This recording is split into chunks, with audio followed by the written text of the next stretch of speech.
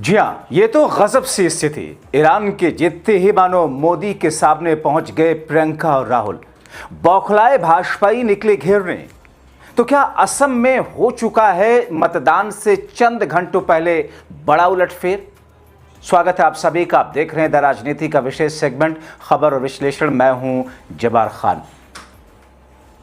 दोस्तों, एक तरफ ईरान की बड़ी जीत, अमेरिका और इजराइल सीज़फायर पर तैयार हुई, तो दूसरी तरफ भारत में असम के मतदान से ठीक पहले वो कौन सा नया माहौल तैयार हो गया जिसकी बुनियाद पर राजनीतिक जानकार ये मानने लगे कि असम में मानो बीजेपी तो गई। आखिर भारतीय जनता पार्टी और संघ समेत प्रधानमंत्री नरेंद्र मोदी और शाह का नाम लेकर के इंडिया गठबंधन के बड़े नेता ट्यूशन सीखने और ट्यूशन पढ़ाने की बात क्यों करने लगे मोदी और शाह से? आखिर महुआ मोइत्रा ने ऐसा क्या कह दिया जिस पर काफी हंगामा हो रहा है?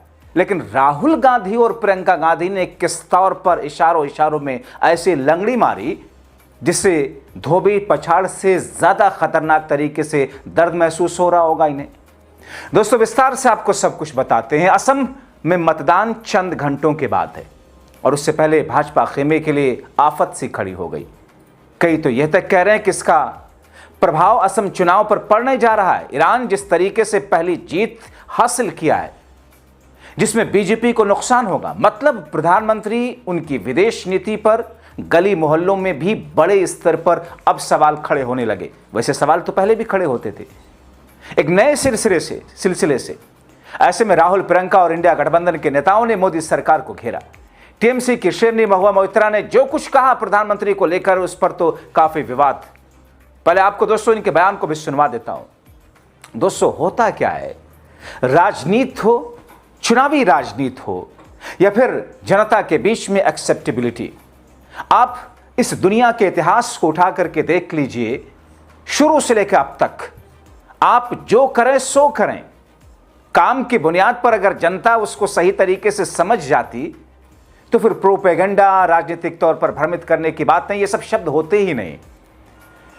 काम से ज्यादा, एक्शन से ज्यादा दोस्तों, आप जनता के बीच में मैसेज क्या पहुंचा रहे हैं, कन्वे क्या कह रहे हैं, उनको एहसास क्या करा रहे हैं, वो सबसे ज्यादा जरूरी है। नाजी हिटलर ने क्या एहसास कराया था जनता को कि जब उसकी रणनीति थी कि जनता के लिए 2 वक्त की रोटी और उसका सुरक्षित रहना, जीवित रहना ही विकास, सारी चीजें, सब कुछ का पैमाना बन जाए, तो फिर जनता उसी में उलझ के रहती है, बाकी चीजों से आपको सवाल नहीं करती। लेकिन दोस्तों, कुछ ऐसे पल आते हैं जो पूरी राजनीति को बदल देते हैं।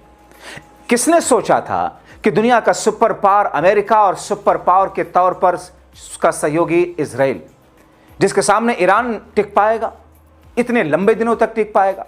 और टिकना तो छोड़ो, युद्ध में जीत मिल जाएगी। सीज फायर ईरान की शर्तों पर होगा और वो सीज फायर पाकिस्तान करा देगा, जिस पाकिस्तान को दुनिया के स्तर पर आतंकी देश कहा जाता है। मगर दोस्तों, ये सब कुछ हो रहा है, ईरान में जश्न है इस वक्त। भले ही गल्फ और ईरान के बीच की कुछ चीजों को लेकर के कई सारे लोग ये कहें कि साहब वो तो उनके बीच में भी काफी विवाद और इस बीच में भी काफी ज्यादा एक दूसरे के दुश्मन है, उस पर मैं अलग से एक वीडियो जरूर करूंगा दोस्तों। लेकिन इस वक्त पूरा मुस्लिम वर्ल्ड ईरान की जीत से खुश है, क्योंकि वैश्विक स्तर पर, दुनिया के स्तर पर एक जो मैसेज कन्वे हुआ कि ईरान ने अमेरिका जैसे देश को, सुपर पावर को धूल चटा दी है, दांत खट्टे कर दे, कुछ भी कहते रहे डोनाल्ड ट्रंप, मगर उस जीत का प्रभाव भारत में ऐसा पड़ेगा ये तो हमने भी नहीं सोचा था।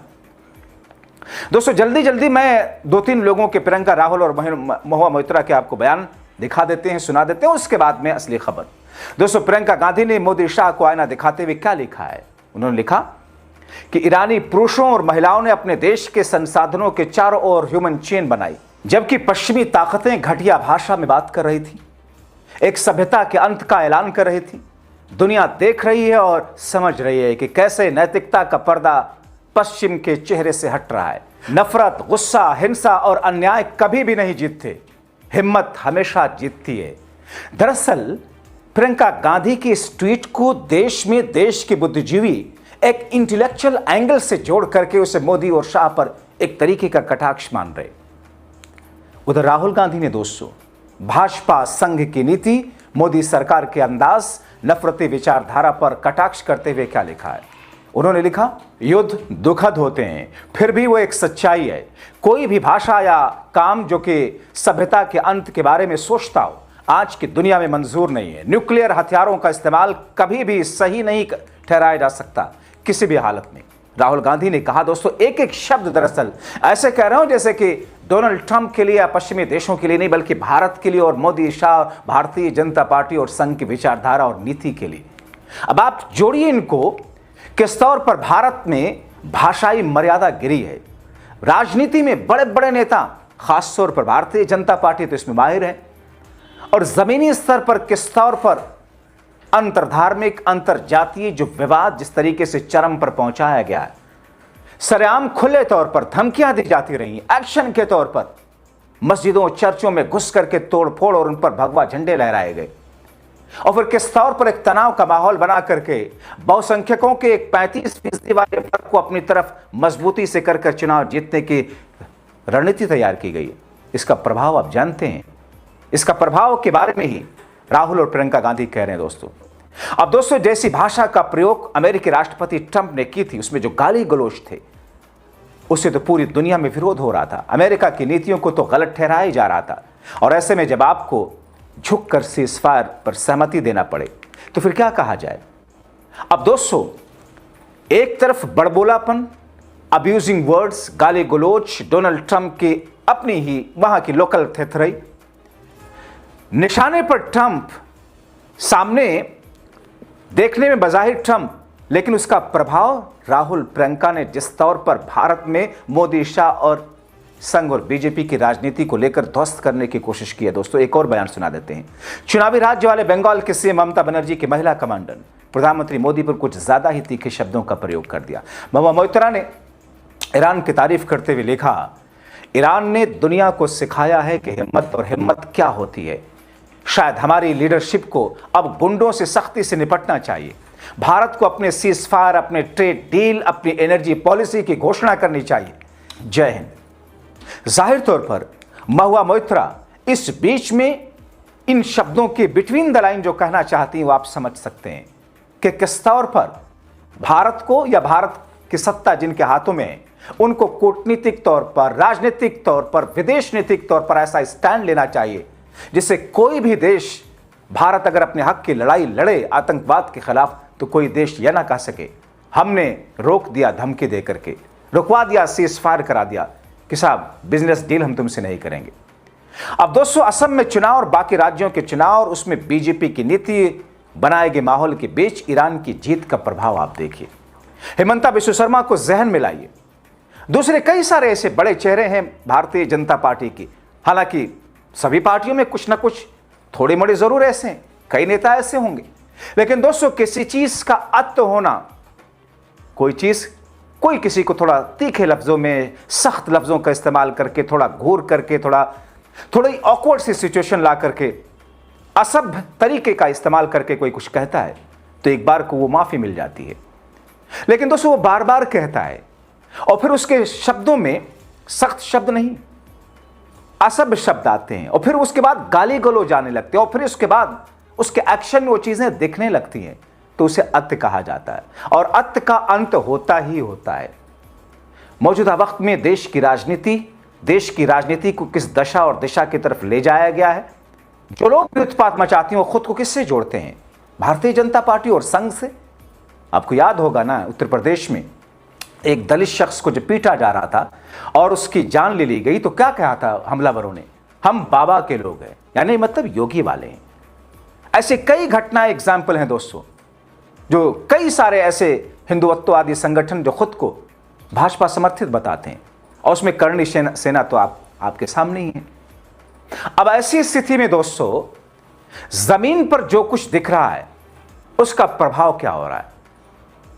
असम में जो कुछ हुआ, हेमंता बिस्व शर्मा ने जो कुछ कराया, हेमंता ने जो कुछ आरोप लगाया, और हेमंता के ऊपर उनकी पत्नी पर जो कुछ आरोप लगे, उसको छुपाने के लिए पुलिस दादागिरी के साथ भेजी गई। दोस्तों आरोप लगने से कोई जेल में थोड़ी चला जाता है। आरोप लगे हैं, आप कोर्ट जाइए, उस पर सिद्ध करवाइए, कोर्ट से सजा होगी। अगर गलत बयानी आप मानहानि का दावा कीजिए, लेकिन सत्ता का दुरुपयोग करके पवन खेड़ा के घर पर उन्हें उठाने के लिए पवन को पेड़ा बना देंगे जैसे शब्दों का वो पागल है, और न जाने कौन कौन सी गालियों का प्रयोग किया हिमंता बिस्वा शर्मा ने बीते 3-4 दिनों में, आपने देखा और सुना होगा। अब इसी स्थिति में दोस्तों, जमीन पर जनता है, अनाज खाती है, अन्न खाती है, अकल घास नहीं चरने जाती है। अभी भी हर जगह, दुनिया के हर हिस्से में, इस देश में शांति प्रिय लोगों की तादाद कहीं ज्यादा है। 2/3 होंगे इस देश में, मुट्ठी भर लोग हैं जो नफरत फैलाते हैं।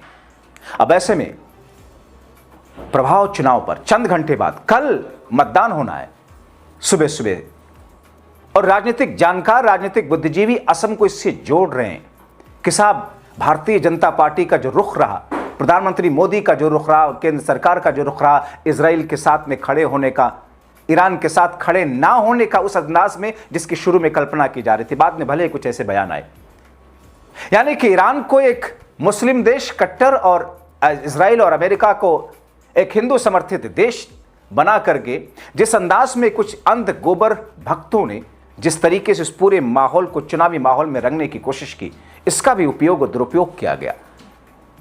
और इसीलिए कटाक्ष, तीखे शब्दों का प्रयोग राहुल, प्रियंका और महुआ मोइत्रा ने किया। अब दोस्तों, सिर्फ भारत में ही इस सीज़फायर का स्वागत नहीं हो रहा जो ईरान और अमेरिका और इजराइल के बीच हुआ, बल्कि यूरोप और पूरी दुनिया सराहना उसके कर रहे हैं। जर्मनी के चांसलर स्वागत करते हुए पाकिस्तान की मध्यस्थता की भी सराहना करते हैं, वो कि आने वाले दिनों में कूटनीतिक बातचीत के जरिए युद्ध को स्थायी रूप से समाप्त करने पर ध्यान देना चाहिए। ऑस्ट्रेलिया के प्रधानमंत्री इस सीज़फायर की सराहना कर रहे हैं। यूक्रेन जो खुद युद्ध में, वो खुद सराहना कर रहे हैं, उम्मीद जता रहे हैं कि अब आगे वहां भी शांति होगी। न्यूजीलैंड जो सराहना कर रहा पाकिस्तान की और ईरान की और इस सीज़फायर की। इसी तरीके से दोस्तों, मलेशिया से लेकर के सारे देश, मैं किन किन देशों का हवाला दूं आपको जिनके बयान आए, इंडोनेशिया, जापान के साथ साथ में दोस्तों संयुक्त राष्ट्र इस पर बयान जारी करके कहता, सराहना करता, मिस्र, दूसरे तमाम देश, अरब देश इसी तरीके से सराहना करते, ओमान ये कहता है स्वागत करते हुए, पाकिस्तान सहित सभी पक्षों के प्रयासों की सराहना करते हुए धन्यवाद करता है। मगर इजराइल क्या कहता है, यह भी बहुत दिलचस्प है जानने। बेंजामिन नेतन्याहू ने अमेरिका द्वारा ईरान पर हमला रोकने के फैसले का समर्थन करते हुए कहा कि एक कदम ईरान से उत्पन्न परमाणु मिसाइल और आतंकवादी खतरे को खत्म करने का प्रयास का हिस्सा है। इस सुलह से, सीज़फायर से हम सहमत हैं और आगे दिनों में शांति स्थापित रहेगी। अब दोस्तों, अमेरिका ईरान युद्ध विराम को वैश्विक स्तर पर राहत और उम्मीद के रूप में देखा जा रहा है। हालांकि अधिकांश देशों ने यह स्पष्ट किया कि केवल पहला कदम है। स्थायी शांति के लिए निरंतर कूटनीतिक प्रयास, आपसी विश्वास और समझौते का सख्ती से पालन जरूरी है, यह कहकर के ट्रंप पर एक दबाव बनाने की कोशिश। तो क्या यह पूरा एपिसोड भारत में ऐसी उत्पाती वाली राजनीति पर एक दबाव भी साबित होगा? और इसका प्रभाव मतदान से चंद घंटे पहले असम के चुनाव पर पड़ता हुआ दिख रहा है, क्योंकि वहां के राजनीतिक पंडित कह रहे हैं कि मानो बीजेपी के हाथ से असम तो गया। ये तो खैर नतीजे ही बताएंगे। आप क्या सोचते हैं, अपने राय कमेंट बॉक्स में जरूर लिखें।